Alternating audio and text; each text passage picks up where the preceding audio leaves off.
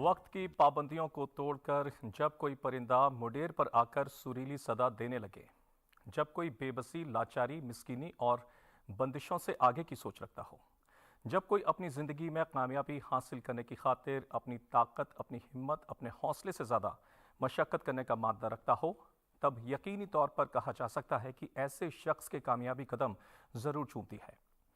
दोस्तों, ज़िंदगी में मंजिल पाने की ललक ईमानदारी से शुरू होकर उस शख्स को कामयाबी की दहलीज पर लाकर खड़ा कर देती है। तब जाकर ये कामयाबी कभी ना ख़त्म होने वाली एक ऐसी उड़ान में तब्दील होती है जो न सिर्फ उस शख्स को गले लगाती है बल्कि उसके माथे पर एक बेहद हसीन और शानदार बोसा भी देती है। हौसलों की उड़ान के एक और नए शुमारे में मैं राशिद आप सबका तहे दिल से खैर मकदम करता हूँ, इस्तकबाल करता हूँ। नाजरीन, आज फिर से बात, मुलाकात, एहसासात, जज्बात का एक तफसीली सिलसिला एक ऐसी अजीम हस्ती के साथ जिन्होंने अपने ज़िंदगी के और करियर की शुरुआत प्रशासनिक अधिकारी के तौर पर की। लेकिन वो कहते हैं ना कि आसमान में बहुत सारे तारे थे, लेकिन इस तारे ने अपनी ज़िद, अपनी इच्छा शक्ति, अपनी दूरअंदेशी, महिलाओं और बच्चों के लिए बहुत कुछ खिदमत करने की कोशिश करते हुए अपने आप को इस तरह से चमकाया कि प्रशासनिक सेवाओं के आसमान में सूरज से एक आफताब लेकर अपने आप को लगातार चमका रही हैं। आइए बहुत अदब और एहतराम के साथ इस्तकबाल करते हैं, खैर मकदम करते हैं। कोई और नहीं, भारतीय प्रशासनिक सेवा की जान, भारत की आन बान शान और आला अफसरान और साथ ही हौसलों की उड़ान में आज की हमारी मेहमान डॉक्टर रश्मि सिंह। मैं निर्मल निश्चल निष्कपट हूँ, मैं शीतल अमृत ताकत हूँ, मैं प्यार ममता करुणा हूँ, मैं बिटिया अम्मा बहना हूँ। डॉक्टर रश्मि सिंह एक ऐसी खातून जो अपनी मेहनत, लगन और जिंदगी में कुछ कर गुजरने की ललक से IAS जैसे मुश्किल तरीन एग्जाम में न सिर्फ पास हुई बल्कि एक शानदार और कामयाब ऑफिसर बनकर माशरे को एक नई रोशनी अता की। डॉक्टर रश्मि सिंह हिंदुस्तान की वाहिद खातून IAS अफसर हैं जिन्हें अंडमान निकोबार और जम्मू कश्मीर जैसे सूबों में खिदमत करने का मौका मिला। डॉक्टर रश्मि सिंह ऐसी ऑफिसर हैं जिन्हें अपना जन्मदिन आंगनवाड़ी में सेलिब्रेट करना अच्छा लगता है। डॉक्टर रश्मि सिंह जिस महकमे में पोस्टेड रहीं, वहां उन्होंने बेहतरीन काम किया जो उन्हें दीगर ऑफिसर से अलग बनाता है। आज डॉक्टर रश्मि सिंह दिल्ली सरकार में विमेन एंड चाइल्ड डेवलपमेंट में सेक्रेटरी के ओहदे पर फाइज हैं और अपनी दानिशवरी से सबको मुतासिर कर रही हैं। तो आइए जानते हैं डॉक्टर रश्मि सिंह की कामयाबी और सफर के बारे में।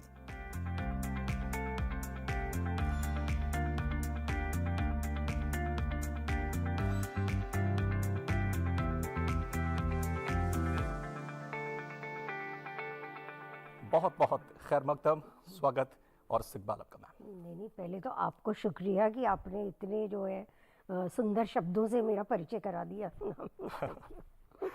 वो कहते हैं ना कि सुंदरता तो जिस शख्स ने है ना कि बहुत कुछ बटोरा अपने ज़िंदगी के अंदर, और ये जो शो है हौसलों की उड़ान, वो भी कुछ इसी तरह का है। जो अचीवर्स होते हैं ज़िंदगी में, बड़े बड़े मुकाम हासिल करते हैं और उसके साथ माशरे को खिदमत करते हैं। और जिस तरीके से आपने महिलाओं की खिदमत की, बच्चों की खिदमत की, जम्मू कश्मीर से लेकर अंडमान निकोबार तक आपका नाम, लखनऊ से लेकर दिल्ली तक, तो इस सब पर हम कुछ बहुत सारी चर्चा करेंगे। उसकी बात करेंगे, बिल्कुल। नाम पीछे, काम आगे होना चाहिए। डेफिनेटली काम की ही चर्चा होगी। तो शुरुआत कहाँ से करें? आपकी कहानी, आपकी ज़बानी और हमारी मेज़बानी। शुरुआत मुझे एक प्रश्न आ रहा था आपके विषय में कि अमूमन जो प्रशासनिक सेवाओं के अंदर लोग आते हैं तो एक ख्वाब देखते हैं कि आएंगे, IAS बनेंगे, डिस्ट्रिक्ट मजिस्ट्रेट बनेंगे, लेकिन आपकी कहानी तो आसमान की कहते हैं अर्श तक पहुंचती है। तो कैसा सपना था, क्या स्पार्क था शुरू में डॉक्टर रश्मि सिंह के लिए? ये जो कहानी की आपने बात कही, तो कहानी में किरदार होते हैं, बहुत सारे किरदार होते हैं। इसी तरह से लोक सेवा में जो प्रशासनिक अधिकारी, वो भी एक किरदार हैं और एक बड़ा सा कैनवस है, एक बड़ा सा थिएटर है, विच इज़ लाइफ एंड जो लोक सेवा का जिस कॉन्टेक्स्ट में हमें काम करने का मौका मिलता है। तो वो बदलता भी रहता है। आपने बात कही कि एक कैनवस था जम्मू कश्मीर का, जहाँ से मैं आ रही हूँ, वहीं का शॉल भी मैंने ऐसे तो पहना है, तो वो एक कैनवस था। या अंडमान एंड निकोबार है, वो एक कैनवस था। दिल्ली कैनवस है। उत्तर प्रदेश में पतिदेव रहे बीच बीच में, वहाँ पर भी शुरू में एक बार मैंने डेपुटेशन भी लिया वहाँ, तो वहाँ कुछ काम करने का अवसर मिला। और तो इस ढंग से जो है हम अपने आप को, एक तो लोक सेवा में हम बांध करके, एक सीट से बांध करके अपने आप को नहीं देख सकते जी, हैं। जी। और हमें अपना जो लक्ष्य है उसको, उसकी जो परिभाषा है उसको यदि हम अच्छे से समझ पाते हैं तो हमें काम करना किसी भी कैनवस में आसान हो जाता है। क्योंकि हमारा जो जैसे आपने बात कहा एक पोस्ट का, तो वो आप डीएम है या किसी भी पद पर है, मेरा यह मानना है कि हर पद को उतनी ही गंभीरता से लेते हुए काम करने की आवश्यकता होती है। और मुझे इसलिए कई बार मेरे यंगर कॉलीग्स कहते हैं कि मैम इतने साल हो गए, आप कैसे इतनी एंथुजियास्टिक है, अभी तक आपका उत्साह कैसे बना हुआ है। और मैं यही कहती हूँ क्योंकि मुझे हर पद में उतना ही आनंद आया काम करते हुए। और हर दिन चुनौती, तो वो जब आप चुनौती लेते हैं, आप काम करते हैं, तो चुनौती अपने आप से होती है। तो अपने आप से होती है, आप चाहते हैं कि आप ज़्यादा से ज़्यादा बेहतर जो है मतलब अंजाम कैसे दे पाए, रिजल्ट कैसे इम्प्रूव कर पाएँ। तो आपकी जो एक तरह से जिसको कंपटीशन आप कहते हैं वो अपने आप से होता है, और वो ज़रूरी भी है। क्योंकि कई बार हम जब समझते हैं कि हम लोक सेवा में आ गए, हमारा पड़ाव आ गया, यही हमारा ठहराव है, हमने अपने दिल के हमने लक्ष्य को पूरा कर लिया, फिर आप आगे नहीं बढ़ पाते। और आगे बढ़ते हैं, ऐसा नहीं है कि पदोन्नति नहीं होती जी, है, जी, समझ लेकिन जिस अंजाम के लिए, जिस बड़े चेंज पैमाने पे आप चेंज ला सकते हैं, बदलाव ला सकते हैं, अच्छा काम कर सकते हैं, तो वो कहीं ना कहीं वो स्पिरिट कॉम्प्रोमाइज़ हो जाता है। तो उस स्पिरिट को अलाइव रखने के लिए मुझे लगता है वह चैलेंज कि हमें अभी बहुत कुछ और करना है, किया है, जी, ऐसा जी। नहीं है नहीं किया है, हम सब बहुत कुछ करते हैं, हम सब जो है लोकसभा के लिए काम करते हैं, लेकिन यह भी स्पिरिट रखना जरूरी है कि बहुत कुछ और करना है। मैम, आपने जो बात कही, इस बात से ही मुझे एक प्रश्न समझ में आया कि आमजन जो होते हैं वो भारतीय प्रशासनिक सेवाओं को ही देखते हैं कि हाँ जी, ये तो डिस्ट्रिक्ट मजिस्ट्रेट तक ही जाएंगे, लेकिन उसके आगे भी बहुत लंबी कहानियाँ होती हैं। जैसे कि आप सेक्रेटरी के पद तक इस वक्त सुशोभित कर रही हैं, मैं तो यही शब्द यूज़ करूँगा।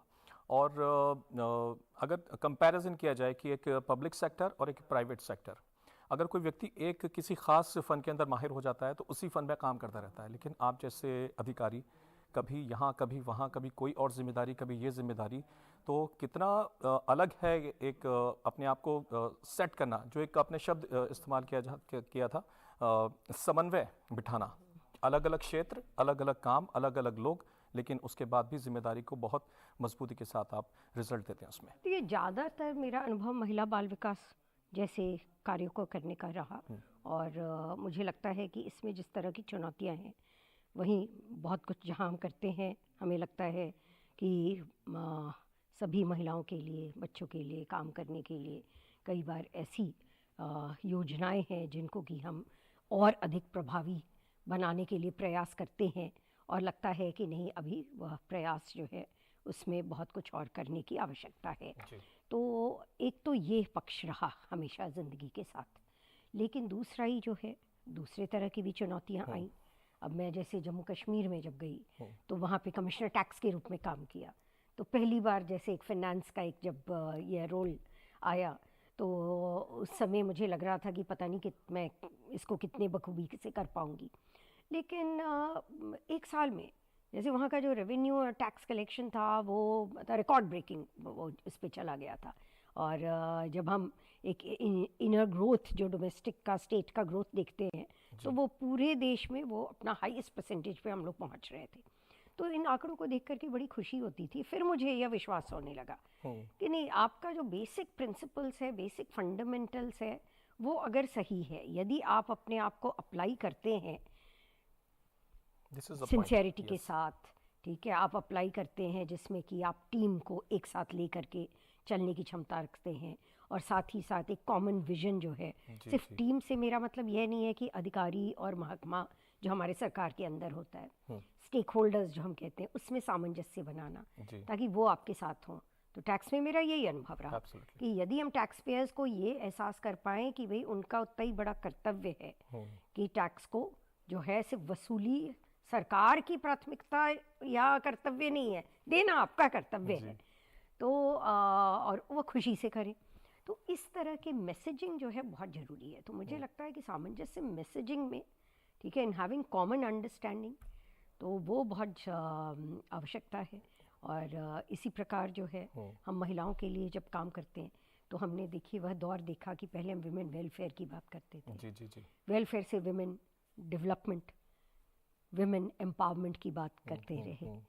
लेकिन आज जो डिस्कोर्स है वो है विमेन लेड डेवलपमेंट। तो विमेन डेवलपमेंट से विमेन लेड डेवलपमेंट, तो बदलाव देखो सोच में आता है, लेकिन इसके लिए सतत हम लोग प्रयासरत भी रहे।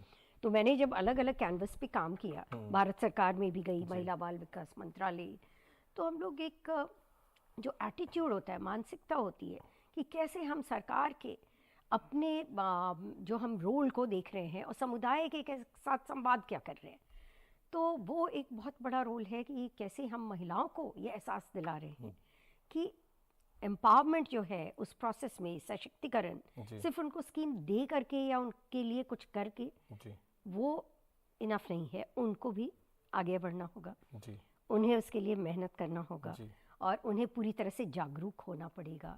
और आज की तारीख में तो महिलाओं का समूह आप देखेंगे कि बहुत बड़ा सक्सेस स्टोरी है, जो स्वयं सहायता समूह है देश के कोने कोने में, इतने सारे स्वयं सहायता समूह हैं।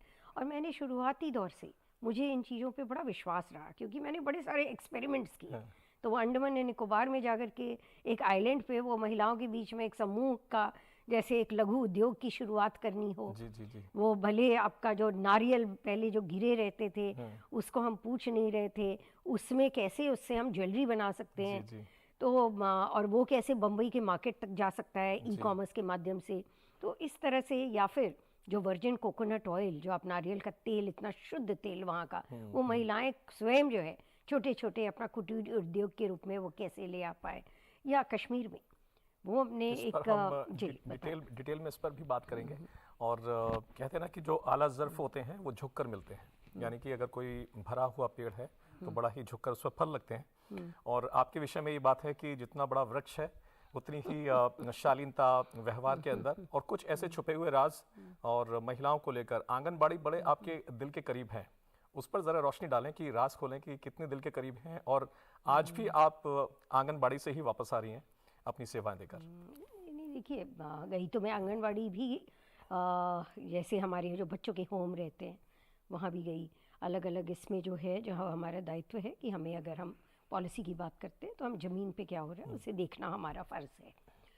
तो इसमें आंगनबाड़ी की जहाँ आपने बात कही, मैं क्यों इसके बारे में ज़्यादा मुझे विश्वास है क्योंकि देश के कोने कोने में 14 लाख आंगनबाड़ी केंद्र, और गांव-गांव में जहाँ पे सरकार की बाकी पता नहीं कितने प्रशासन के लोग हैं, लेकिन आंगनबाड़ी की जो कार्यकर्ता वह ज़रूर है। तो ये मुझे हर कैनवस पे देखने को मिला।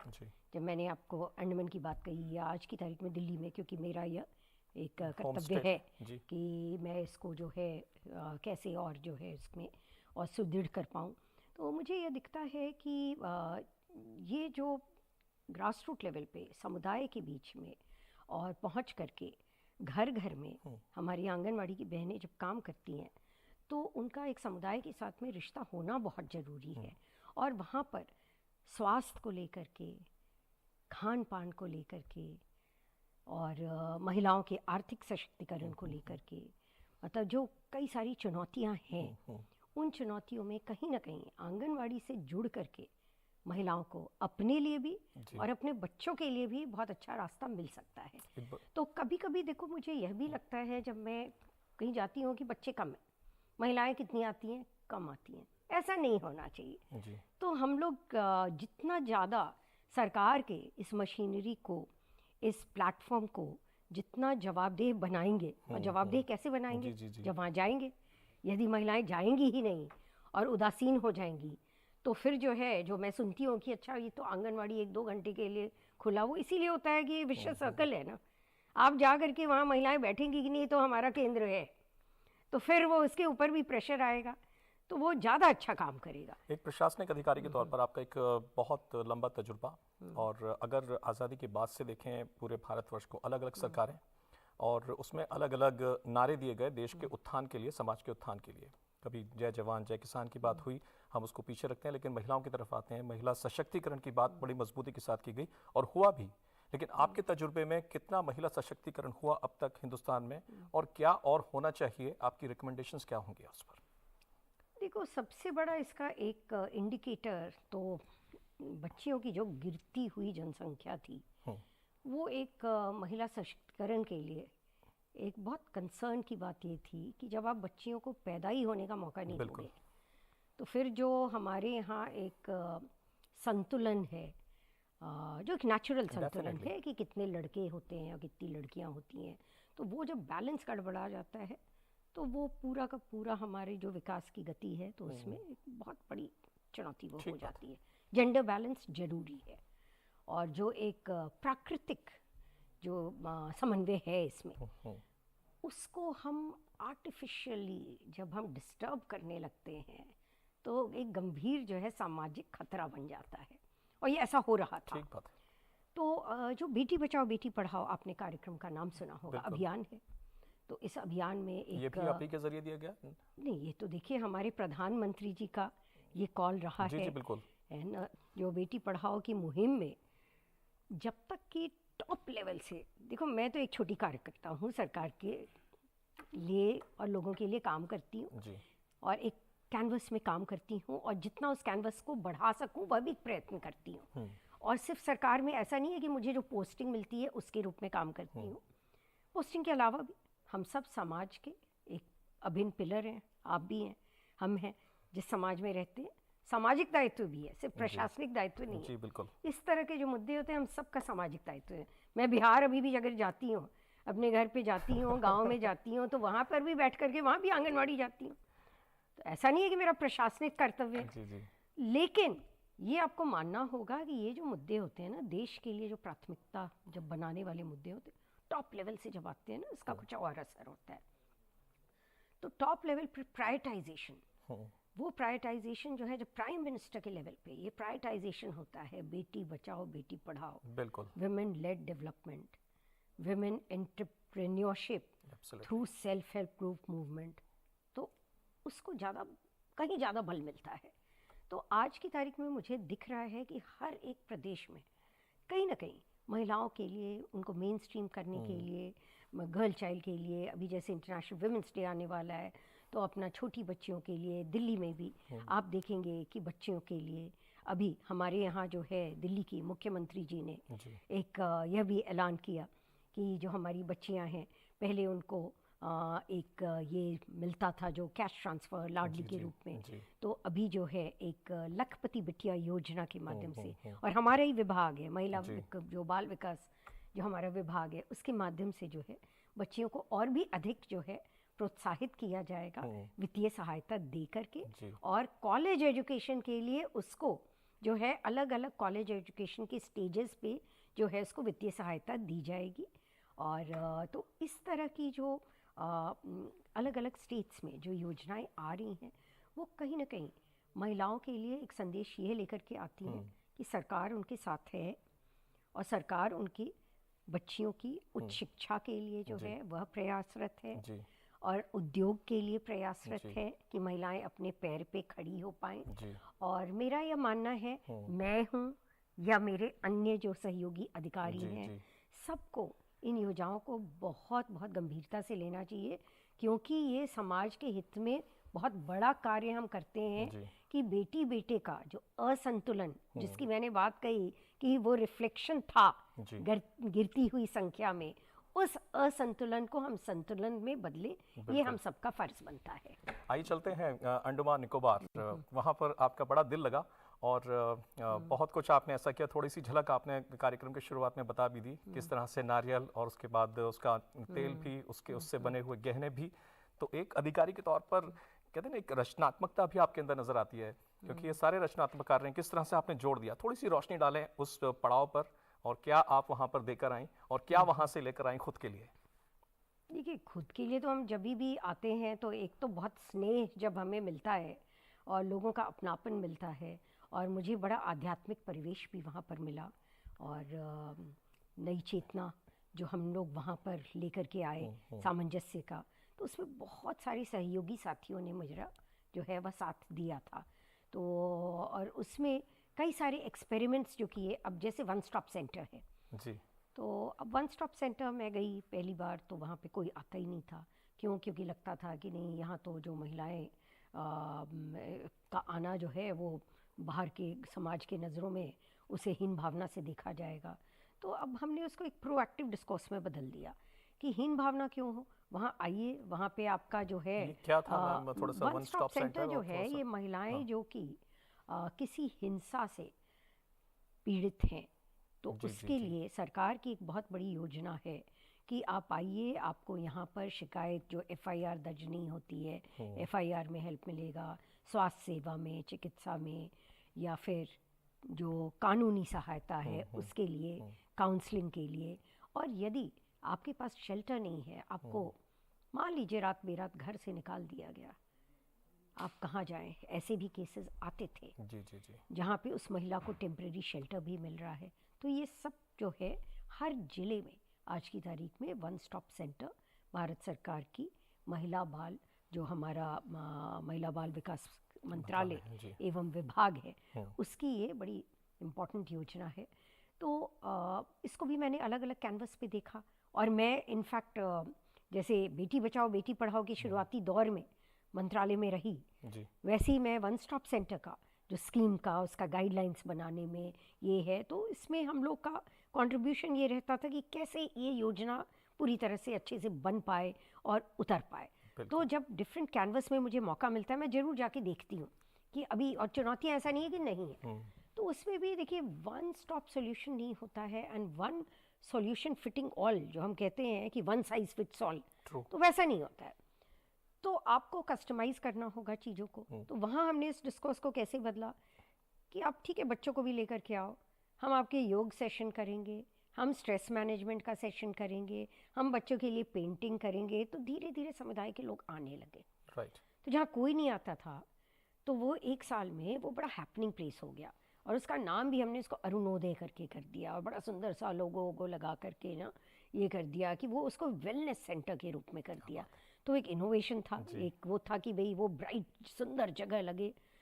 अब जब महिलाओं को कोई दिक्कत होती थी, ऐसा नहीं था दिक्कत नहीं था, उस समय सुसाइड रेट्स हाई थे। अच्छा, ये भी आप देखो कि teenage pregnancy, you know, breaking of families, तो वैसी चीज़ें जो मैं सोच नहीं सकती थी। जी, जी, जी। कि कम पॉपुलेशन है, लेकिन तभी भी आंकड़े जो है ये बता रहे थे कि सब समस्याएं जो है ये है। तो जब आप बदल देते हैं एक स्कीम को, जो ज़्यादा होलिस्टिक कर देते हैं, rather than keeping it with just a tunnel vision, Correct, you know, make it more holistic, make it respond to the actual need of people, you know, then you can give far greater benefit. Absolutely. आप उसका लाभ ज़्यादा पहुंचा सकते हैं। जी। तो मतलब आपको इसलिए थोड़ा क्रिएटिव थिंकिंग तो रखना ही होगा। तो मैंने इस तरह से अपने अंदर ये चुनौती के रूप में इसको हमेशा देखा। अब जैसे रेसिडेंट कमीशन है जम्मू कश्मीर हाउस का, जी। तो वहाँ जब मैं पहली बार गई तो मतलब वो लगा कि ठीक है गेस्ट हाउस है। हमारे लेफ्टिनेंट गवर्नर मनोज सिन्हा जी, हाँ, उन्होंने खुद ये कहा कि नहीं, अब आप जा रही हैं कुछ वहाँ वो अलग उसको ज़्यादा आप वाइब्रेंट कर सकती हैं। जी, जी, जी। तो हमने वो चुनौती ली। तो फ्रॉम अ गेस्ट हाउस जो है वहाँ हमने पूरे वहाँ के आर्ट, कल्चर, लिटरेचर, तो उसका एक समावेश कर दिया। अब आप जम्मू कश्मीर हाउस में यदि देखेंगे तो वहाँ आपको वो सारे वो पेंटर्स, सुंदर सुंदर वहाँ के लोगों की पेंटिंग, और कैसे वो वहीं आकर के बैठ करके लोगों ने वहाँ के कैनवस को पेंट किया, जी। कि जम्मू कश्मीर लाइफ को पेंट किया।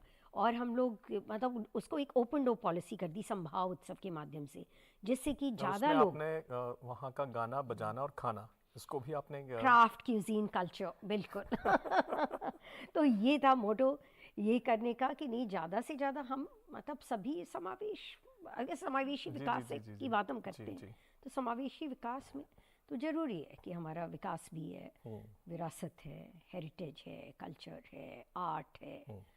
तो ये सोशो इकोनॉमिक फैब्रिक में वहाँ जम्मू के, कश्मीर के ऐसे ऐसे ज़िलों से लोग आते थे जो कभी बाहर नहीं निकले थे घर के, वो जब आ रहे हैं और हमारे जम्मू कश्मीर हाउस में, हमारा मैं इसीलिए कहती हूँ क्योंकि मेरा बहुत व्यक्तिगत जहाँ भी जाती हूँ वो लगाव हो जाता है, और लोग भी बहुत स्नेह देते हैं। तो इसलिए मैं बिहार की बात नहीं कर रही हूँ क्योंकि वो तो है ही हाँ, लेकिन मतलब जहाँ की मैं नहीं हूँ जी, जी, तो वहाँ से भी जब इतना स्नेह मिला तो ये लगा कि उससे बदलाव तो होता है, और बदलाव लोगों के दिल से जो है, जब आप कनेक्ट करते हैं ना, दिल से जुड़ते हैं, वो होता है।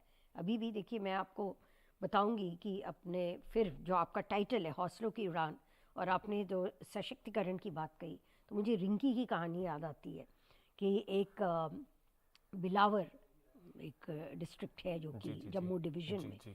अब वहाँ पर बैक टू विलेज में जब हम गए और पहली बार एक बच्ची को ऐसा देखा जो बाहर है, लालायित नज़र से देख रही है स्कूल को, तो पता चला वो आज तक स्कूल जाने का मौका ही नहीं मिला, सर्टिफिकेट नहीं थे, डॉक्यूमेंट नहीं थे।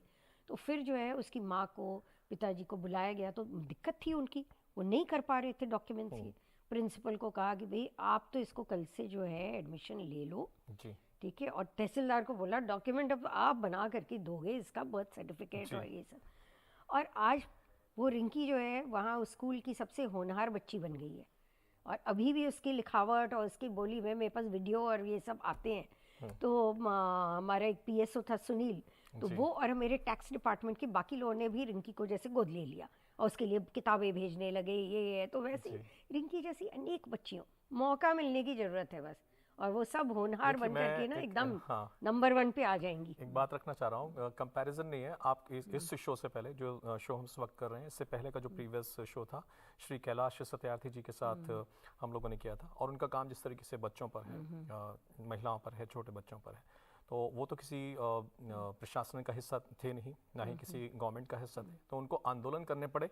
लेकिन आप एक ऐसी मिसाल पेश कर रही हैं कि सिस्टम का पार्ट होते हुए भी आप उस खिदमत को करने का एक हौसला मुझे रखती हैं, लगता एक अपने अंदर रखती हैं। राशिद भाई कि ये सिस्टम में रह करके चुनौतियां तो बहुत हैं, ठीक है, यदि हम सिस्टमिक रिफॉर्म करते हैं, ट्रांसफॉर्मेशन करते हैं, लेकिन लार्जर इम्पैक्ट भी है। तो जो लार्जर इम्पैक्ट है, लार्जर नंबर्स है, तो सिस्टम में वो सरकार से ही हो पाता है। तो जब भी हम यदि, और दूसरा कि जब भी सरकार के बाहर एडवोकेसी होती है, लेकिन फाइनली जिसको करना है, हमारे अब अगर शिक्षा विभाग है, उसका स्कूल है, और आज की तारीख में रिंकी अच्छा कर रही है, तो वहीं का टीचर तो बैठ करके उसको पढ़ा रहा है, बट उस टीचर को एक इंसेंटिव मिलता है, उसे पता है कि रश्मि मैम आज भी पूछती है रिंकी कैसा कर रही है। तो हमें अपने सिस्टम के साथ कनेक्ट होने की ज़रूरत है, तब लार्जर स्केल बदलाव आ सकता है। हम छोटे थे तो एक जब शिक्षा की एक बयार चलाई जा रही थी, कोशिश चलाई जा रही थी, तो हमने कहीं, मुझे एक धुंधला सा याद आता है कि दीप से दीप जले, एक से एक पढ़े, कुछ इस तरीके की आप जहन में रखती हैं पॉलिसीज मेकिंग में, अगर सहायता रिकमेंडेशंस दे पाएं गवर्नमेंट्स को कि स्पेसिफिकली जैसे जम्मू एंड कश्मीर। मैं गवर्नमेंट की पार्ट हूँ, इसलिए गवर्नमेंट को रिकमेंडेशन देना मेरा काम नहीं है, मेरा तो काम करना मेरा काम है, और बाकी मेरे सहयोगी साथी हैं वो कैसे अच्छा काम करें, तो उनका मनोबल बढ़ाना जो है वह भी मेरा काम है। अरे सर, मैं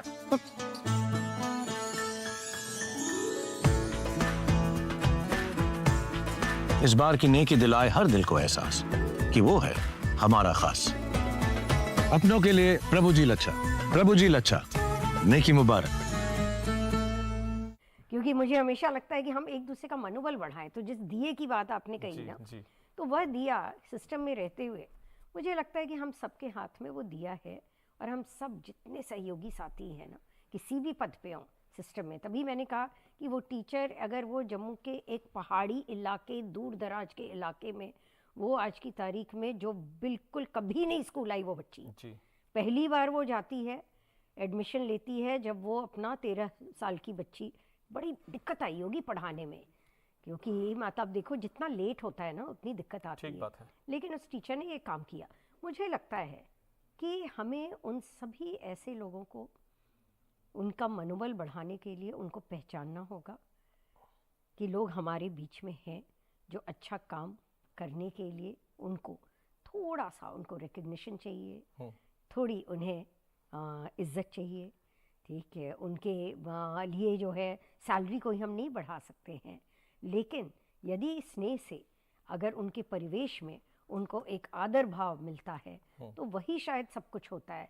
तो समुदाय भी ये कार्य कर सकता है। ग्राम सभा में ऐसे लोगों की पहचान करके, आपने रिकमेंडेशन की बात कही, तो मैं तो ये कहूँगी कि भाई हर ग्राम सभा में, हर ग्राम पंचायत में ऐसे लोगों का चयन किया जाए, रिकग्निशन किया जाए जो अच्छा काम कर रहे हैं। कल मैं किसी कार्यक्रम में थी जहाँ पर ये हमारा मिशन कर्मयोगी है। मिशन कर्मयोगी में एक आई गॉट प्लेटफॉर्म है जिसमें ट्रेनिंग कैपेसिटी बिल्डिंग के लिए नया मॉड्यूल बनाया गया है बच्चों के लिए, चाइल्ड लर्निंग प्लेटफॉर्म।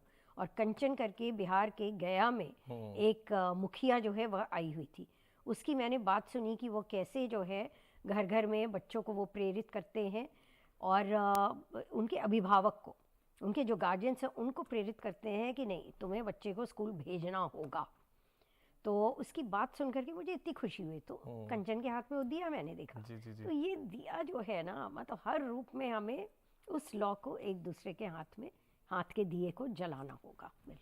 और प्रशासनिक अधिकारी के तौर पर जम्मू कश्मीर पहुंची तो जीएसटी कमिश्नर के तौर पर आपने ज्वाइन किया। ये तो आर्ट एंड कल्चर की बात हुई, उसको भी प्रमोट किया, लेकिन मैंने सुना कि आपने बहुत रेवेन्यू भी लबालब कर दिया अपने राज्य के। नहीं, वो तो देखिए वो वहाँ पे अब यह जो है growth and development and prosperity का भी साइन था, क्योंकि टूरिज़्म भी काफ़ी अपना बढ़ गया था। तो यह जब हम रेवेन्यू कलेक्शन की बात करते हैं तो एक तरफ तो है ही कि हमें ईमानदारी से यदि हम काम करें और टैक्स पेयर्स अवेयरनेस लेकर के आए, जिसके लिए हम लोगों ने कर्तव्य करके कैंपेन भी वहाँ पे शुरू किया था, तो जिसमें लोगों को पता चले और उनकी जो समस्याएं हैं उसका भी हम समाधान करें। तो ये तो था ही, लेकिन साथ ही साथ ये ग्रोथ एंड प्रॉस्पेरिटी का भी, और उसको मुझे यह भी लगता है कि बहुत ज़रूरी है कि उसको बना करके रखना, क्योंकि लोकल जितने लोग रहते हैं उनके लिए तो अपना जो आजीविका का साधन है वह वहाँ की लोकल इकॉनमी के लिए, अब जैसे कश्मीर जैसे स्थान पे तो टूरिज़्म एक बहुत बड़ा मेन स्टे है। तो उस समय जब मैं थी तो टूरिज़्म काफ़ी पीक पे भी रहा, और अभी भी मैं आशा करती हूँ कि उस जगह को कभी नज़र नहीं लगे और हमेशा जो है वहाँ लोग उन वादियों को उसका आनंद ले हिंदुस्तान की जन्नत जिसका कहते हैं। जन्नत है, जिसका मैंने आनंद लिया। जी। वहाँ की हवा का, वहाँ की डल झील है, वहाँ के ट्यूलिप्स हैं, वहाँ के केसर हैं, तो इन सब का आनंद जो है सब लोग, और वहाँ के हैंडीक्राफ्ट को भी प्रमोट करें। तभी मैंने वहाँ का शॉल भी पहना है और वस्त्र भी वहीं का पहना है, ताकि जो है मतलब मैं जिस जगह की बात कर रही हूँ, लेकिन दिल्ली में ज़रूर हमारे लिए एक तरफ बहुत आज की तारीख में महिला बाल विकास जो विभाग है जिसका मैंडेट मैं अभी जिसकी बात कर रही थी, तो यहाँ तो हर राज्य के लोग आते हैं। तो जो हर राज्य के लोग आते हैं तो उसके लिए हमारे पास फिर जो सरकार की योजनाएं हैं, तो हम लोग प्रयास करते हैं कि सभी को कनेक्ट कर पाएँ अच्छे से। थोड़ा सा मुझे एक रोशनी डाल दीजिए। जम्मू कश्मीर की बहुत अच्छी बात हुई, बहुत सारा आपने अपना बयां किया वहाँ का जब प्रवास था आपका। अंडमान निकोबार की तरफ थोड़ा सा लेकर जाऊंगा। एक हल्की सी आपने बात कही थी कि वहाँ पर गहने भी बनाए आपने नारियल से, जो वर्जिन ऑयल है वो, और वो बॉम्बे तक कैसे पहुँचेगा ये आपने एक तरीका बताया, इकोनॉमिक सिस्टम, इस पर थोड़ा रोशनी डालें। नहीं, ये बहुत इंटरेस्टिंग ये है। देखो बॉम्बे तक का ना ये कनेक्ट ये था कि पहले हमने ये देखा, हमारी एक मित्र थी जो कि वहाँ चेयरमैन थी वहाँ के सोशल वेलफेयर बोर्ड की, पूनम जी। अब पूनम जी और मैं बैठ कर के, वो कभी निकोबार जा रहे हैं, कभी अलग अलग आइलैंड जा रहे हैं, वहाँ पे देखते थे कि नहीं लोगों में हुनर तो है, बट रॉ मटेरियल कहाँ से आए, रॉ मटेरियल जो नहीं अपना लोकल हैंडीक्राफ्ट के लिए। तो फिर लगा कि भाई ये तो रॉ मटेरियल जो है सबसे अच्छा तो यही का रॉ मटेरियल है जो कोकोनट है। तो लेकिन उसको हम कैसे उसको आकर्षक बनाए, कैसे हम सागरिका एम्पोरियम में देख रही थी, सेक्रेटरी इंडस्ट्रीज भी थी, तो सागरिका एम्पोरियम में कैसे वैसी चीज़ को हम लेकर के आए जो लोगों को आकर्षक लगे, खरीद सके। तो ये हुआ कि हम खुद तो नहीं कर पाएंगे, तो इसलिए बॉम्बे से एक्चुअली हमने टाई अप किया और वहाँ के एक डिज़ाइन इंस्टीट्यूट से टाई अप किया, और वहाँ के टेक्निकल रिसोर्सेज जो रिसोर्स पर्सन्स होते हैं जो ट्रेनिंग देते हैं, स्किल ट्रेनिंग, तो स्किल ट्रेनिंग के लिए उनको लेकर के आए।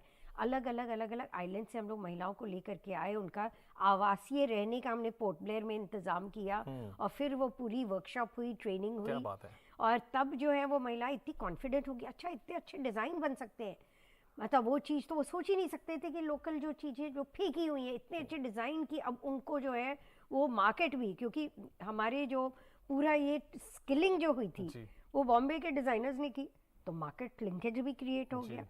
तो इस तरह से जो मार्केट लिंकेज है वो समूह के माध्यम से बहुत अपॉर्चुनिटीज़ हो जाती हैं कि आज की तारीख में तो द वर्ल्ड इज़ फ्लैट है ना। आप ये देखो ना कि मतलब मार्केट सिर्फ वो अंडमान और बम्बई के बीच की बात नहीं है। जी। आज की तारीख में तो ई कॉमर्स के माध्यम से अमेरिका में कर हमारा सकते हैं? कोई भी सामान कहीं भी जो जी, है जी, वो जी। अपना विजिबल हो जाता है। True. महिलाएं सोशल मीडिया के माध्यम से जो है उनको जब हम सिखाते हैं तो उनको डिजिटल लिटरेसी देते हैं, फाइनेंशियल Wonderful, लिटरेसी के that's साथ साथ wonderful. Digital Yes, literacy. वो खुद अपने इसको जो है ना, एक बार आपने उनको थोड़ी सी हैंड होल्डिंग दे दी, थोड़ा सा सहयोग दे दिया ना, तो फिर वो अपनी बहुत मार्केटिंग इम्पोर्टेंट काम आपने कहा है, डिजिटल बिल्कुल लिटरेसी उसके बहुत माध्यम इम्पोर्टेंट से काम ना है। जी। वो महिलाएं आजकल खुद ही अपने लघु उद्योग को प्रमोट करने लगती हैं। तो वो फूड बिजनेस में भी मैंने देखा, फूड प्रोसेसिंग का, जो जैसे कश्मीर में असली दही के नाम से कुछ महिलाओं ने अपने मटके में दही को बनाना शुरू किया, और वहाँ पे जो है डेयरी प्रोडक्ट्स का क्वालिटी जो था, it was so amazing, because वैसा डेयरी प्रोडक्ट आप ना, मतलब वो दूध का क्वालिटी अलग था। तो हर जगह की विशेषता होती है। जी। तो उस विशेषता को देखते हुए जो है जब टूरिस्ट आते हैं तो आप जी। लोकल वहाँ की विशेषता को कैसे प्रोजेक्ट कर रहे हैं, हाइजीनिक वे में, अच्छे से पैकेजिंग करके, अच्छी ब्रांडिंग करके। जी। तो महिलाओं को यदि इस तरह की ट्रेनिंग मिल जाती है, हम्म। स्किल है, हुनर है, ठीक है, लेकिन थोड़ी सी ग्रूमिंग चाहिए। स्किल वो- है, हुनर है और विशेषता है। और आपकी एक विशेषता मैं बता दूं कि विशेषता यह है कि डेपुटेशन पर आप लखनऊ जाती हैं और वहाँ आकांक्षा नाम आपको ध्यान होगा। हाँ, डेपुटेशन पे तो मैं नहीं गई, आकांक्षा तो मुझे सिर्फ याद ही नहीं है, आकांक्षा मेरे साथ हमेशा रहेगी, क्योंकि उसके साथ अनेकों महिलाओं की आकांक्षा जुड़ी हुई है।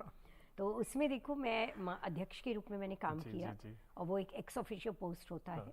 तो मेरे पतिदेव उस समय मुख्य सचिव थे, और जो भी मुख्य सचिव की पत्नी होती है वो जी, आकांक्षा को ही हेड हो जाती जी, है। जी, जी। तो उस रूप में मैंने जब उत्तर प्रदेश में लखनऊ में मुझे महीने में हर बार एक बार जाती थी, क्योंकि उस समय मेरी जिम्मेदारी थी जी। कि आकांक्षा को जो है, मतलब नई आकांक्षाओं को उसमें सम्मिलित करते हुए जो है मुझे उस जिम्मेदारी का निर्वाह करना था। जी। तो शनिवार इतवार में जैसे गई तो मेरा पूरा समय उसी में लगा रहता था कि वहाँ आकांक्षा से कैसे हम उसका और विस्तार करें।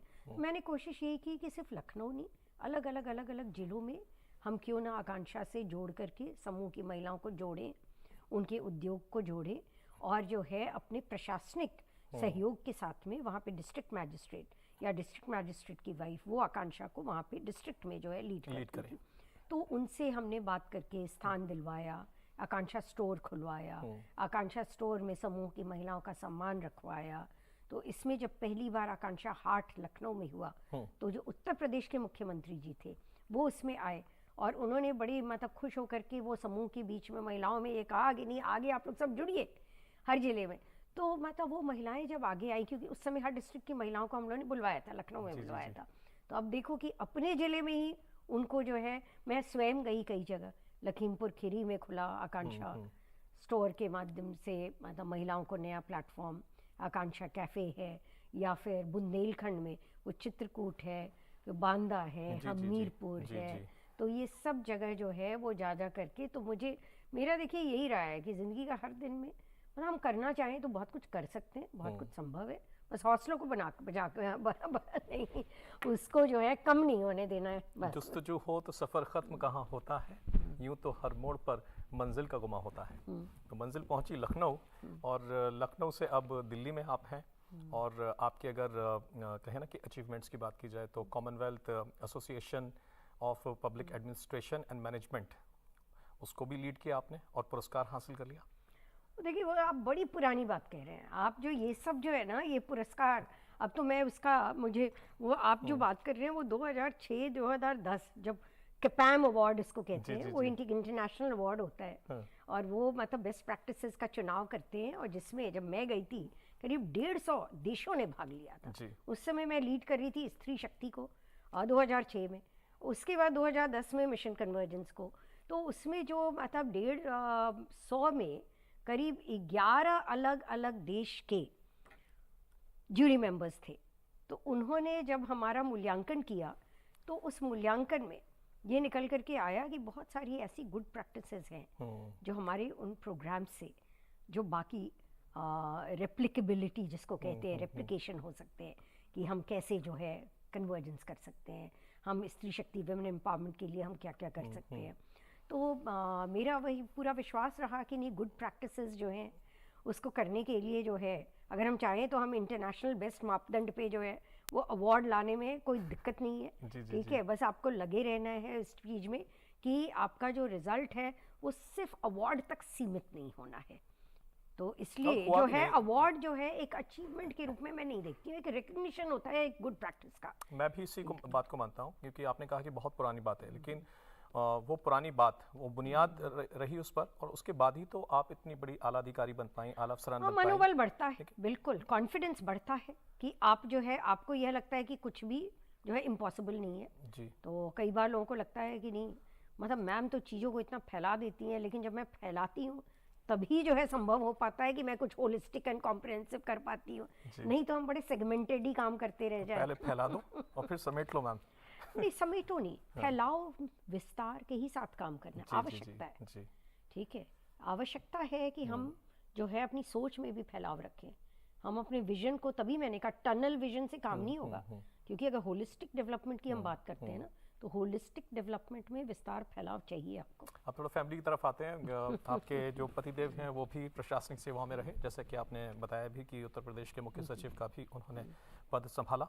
और दो मैं प्रश्न करूंगा, एक, यदि दोनों ही पति और पत्नी दोनों ही इतनी बड़ी प्रशासनिक ओहदे वाली जिम्मेदारियों के साथ हों, तो उनका जो व्यक्तिगत जीवन है किस मुश्किलात के साथ जाता है, और जो सामंजस्य होता है, क्योंकि दोनों ही पढ़े लिखे हैं, दोनों ही बड़े पदों को सुशोभित कर रहे हैं, तो किस तरीके के चैलेंजेस और किस तरीके का कहें कि डेवलपमेंट एक आध्यात्मिक तौर पर भी और एक दो लोगों के बीच में भी देखने को मिलता है?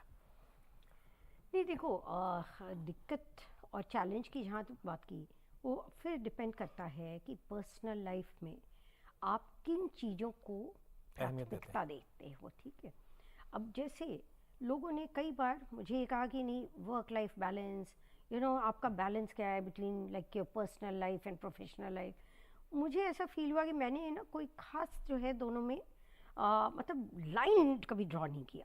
तो अगर लाइन नहीं ड्रॉ किया तो हम लोग जब पति पत्नी मिलते हैं तभी भी हम बात कर रहे होते हैं कि जैसे उनकी ज़ीरो पॉवर्टी प्रोग्राम है उत्तर प्रदेश में, या फिर जो है वो अभी स्टेट ट्रांसफॉर्मेशन कमीशन में ये कर रहे हैं कि MMR, मैटरनल मोर्टालिटी रेट जो है वो कैसे कम होना है। ये हम क्यों उस पर बात करते हैं? तो मतलब वो कोई हमारा ऑफिस तो नहीं है घर, लेकिन हम तभी भी उस पर बात करते हैं, उन विषयों पे बात करते हैं, क्योंकि हम दोनों को ऐसा महसूस होता है कि हमारा समाज के प्रति हमारा ये दायित्व है और हम कुछ कर सकते हैं। दोनों में ये कॉन्फिडेंस है कि हम कुछ कर भी सकते हैं। ऐसा नहीं है कि हम सिर्फ, देखो हमें कभी समय नहीं मिला कि हम कोई अपनी किताब लिख पाए। मुझे बहुत इच्छा रही, बहुत कुछ लिखा भी है, कभी अंडमान में लिखा ये है। मेरे पति देव भी, वो भी, तो दोनों लगातार काम करते रहे ना, उनकी कभी किताब आई। ठीक है, ये है ना, मतलब लिखने का उतना वक्त कभी मिला नहीं, लेकिन वो चिंतन के साथ साथ वो फिर हमने कार्य में चीज़ों को परिवर्तित किया। बहुत खूब। दोनों ने मिलकर के ऐसा किया। जितना सारा, इतना काम, इतनी उपलब्धियां और इतना एक बहुत अजीम सफ़र आपका प्रशासनिक अधिकारी के तौर पर, और यहाँ से डॉक्टर रश्मि सिंह के आगे के मकसद कहाँ देखती हैं? क्या कोई ख्वाहिश बाकी है? क्योंकि कहते हैं ना कि ख्वाहिशें मेरी खूब निकले मेरे अरमा, फिर भी कम निकले, हज़ारों ख्वाहिशें ऐसी कि हर ख्वाहिश पे दम निकले। नहीं, देखिए वो तो ज़िंदगी, मतलब आपका वो रहता ही है कि आप हमेशा आप स्ट्राइव करते हैं कि आप और भी अधिक योगदान दे पाओ। तो वो तो मुझे भी लगता है कि ऐसा नहीं है कि हमारा सिर्फ जो है सेवा कार्य तक, हमने एक कुर्सी तक जो है अपने योगदान को हमने लिमिट कर दिया, वैसा नहीं है। अभी लगता है कि बहुत कुछ योगदान और देना है। और बिहार में जैसे हमारा पैतृक स्थान है, तो वहाँ पर भी मैं गांव में जब जाती हूँ मुझे लगता है बहुत कुछ वहाँ भी करने की आवश्यकता है। क्या इरादे हैं? बिहार जाएंगी या फिर यहीं रहेंगी या नहीं, कुछ ये सब कुछ मैं आज आपको एक इंटरव्यू में तो सब कुछ नहीं बता पाऊंगी। मैं सिर्फ एक अंदेशे की बात कर रहा हूँ, दूर अंदेशे की, कि क्या कुछ ऐसी संभावना है, कुछ ऐसा जहन के अंदर है कि सियासत या राजनीतिक तौर पर भी कुछ सेवाएं देंगी आने वाले भविष्य में? देखो, मुझे ये है कि मैं लोक सेवा का काम तो करती ही रहूंगी, किस रूप में करूंगी वो तो समय बताएगा। जिंदगी है तो ख्वाब हैं, ख्वाब हैं तो मंजिलें हैं, मंजिलें हैं तो रास्ते हैं, रास्ते हैं तो कठिनाइयाँ हैं, कठिनाइयाँ हैं तो हौसला है, और हौसला इस बात का है कि हम यूं ही चलते रहेंगे। बेशक कि बहुत कुछ पड़ाव हमने हासिल कर लिए, बहुत कुछ ज़िंदगी में हासिल कर लिया, लेकिन अभी बहुत कुछ हासिल करना डॉक्टर रश्मि सिंह को बाकी है। आप कार्यक्रम के अंदर आई, इतनी बेबाक चर्चा की अपने सफ़र पर, और आने वाले वक्त पर आपने जो राय और शुमारी की उसके लिए बहुत बहुत आपका शुक्रिया। और हम ऐसी उम्मीद करते हैं और दुआएं भी देते हैं कि जो भी आपकी मंजिलें हैं, जो भी आपके मकसद हैं आगे ज़िंदगी में, वो बहुत अच्छे से आप हासिल करें, परिवार के तौर पर भी और प्रोफेशन के तौर पर। बहुत बहुत शुक्रिया। बहुत आपको भी शुक्रिया राशिद जी, आपका बहुत बहुत शुक्रिया हौसलों की उड़ान में तशरीफ लाने के लिए। बहुत मेरे शुक्रिया। सभी श्रोताओं को सुनने के लिए या जो सुनेंगे उसके लिए अभी से आभार। जी जी जी, बहुत शुक्रिया मैम, बहुत शुक्रिया। सुरखरू होते हैं दुनिया में हमेशा वही लोग, दश्त सहरा से जो सरगर्द गुजर जाते हैं। हौसलों की उड़ान के आज के इस एपिसोड में डॉक्टर रश्मि सिंह और राशिद के साथ बस इतना ही, लेकिन इस वायदे के साथ कि अगले शुमारे में एक और अजीम हस्ती के साथ फिर करेंगे मुलाकात। लेकिन चलते हुए आपको याद दिला दें कि आप हौसलों की उड़ान को सोशल मीडिया प्लेटफॉर्म्स पर भी देख सकते हैं। यूट्यूब, ट्विटर, फेसबुक और इंस्टाग्राम पर भी हम आपके लिए उपलब्ध हैं। तो फिर होगी मुलाकात। अपना रखें खास ख्याल। बहुत शुक्रिया जुड़ने के लिए। आदाब।